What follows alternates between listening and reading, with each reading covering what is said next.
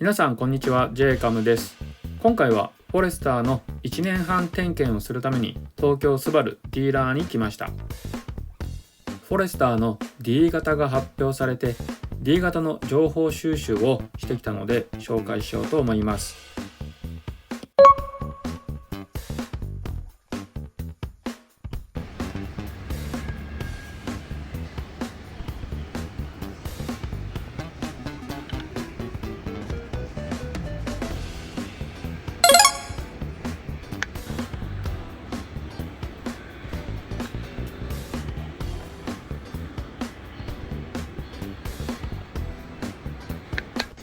なりますので、このグレーこの横に、メッキではないんですけど、グレーのストライがこれか。なるほど。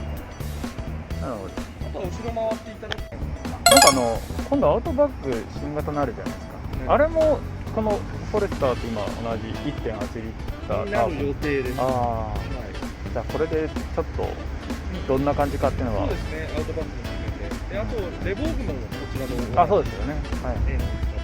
ただ、部品は共通っていうだけで、コンピューターのセッティングは違うので、乗り味はちょっと違う。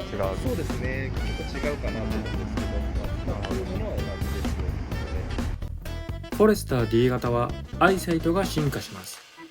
視野角が広がることで衝突安全性能の向上と追従アシストの質感が格段に滑らかになるとディーラーの営業さんも言っていました。しかしレボーグに搭載されていてすごく好評の iSight-X は搭載が見送られたそうです。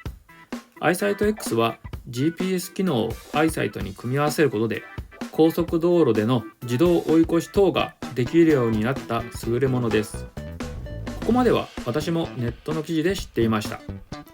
しかし1点知らなかったことを営業さんに教えてもらいました。それはレボーグに搭載されていた前後4つのレーダーを組み合わせた360度センシングもフォレスターには搭載されないそうです。安全性能という意味ではレボーグに確実にかなわないような仕様になっています。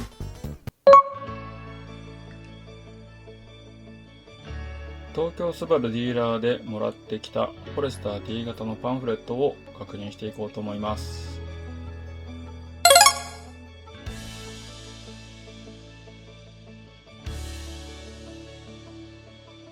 一番最初はインターネットのホームページにあるのと全く同じものですね。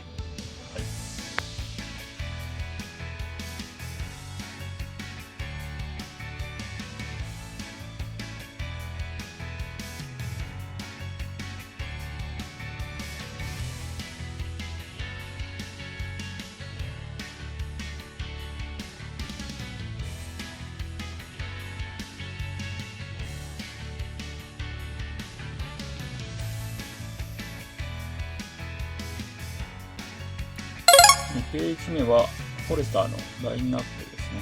これは変わらずツーリング、X ブレイク、アドバンス、スポーツの4タイプになってます。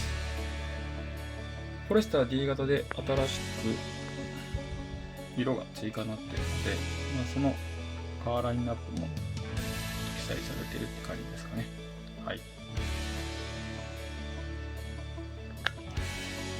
最後のページはフォレスターの各グレードの装置一覧表になっています。これも、今までと変わらずです。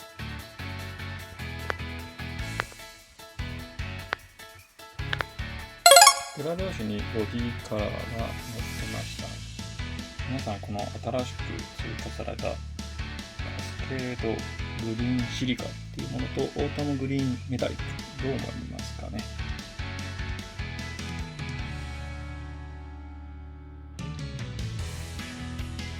実際実物を見てみないとよくわからないなと思いました。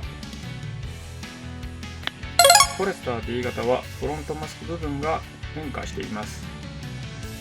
いろいろ賛否両論あると思うんですけども、実際にフォレスター D 型を見てどのように感じるかっていうのを見てみたいと思っています。ちょっとごつくなりましたよね。私はフォレスターの動画や在宅勤務環境の動画、ガジェット動画やキャンプの動画を作っています。気に入ってくれたらチャンネル登録をよろしくお願いします。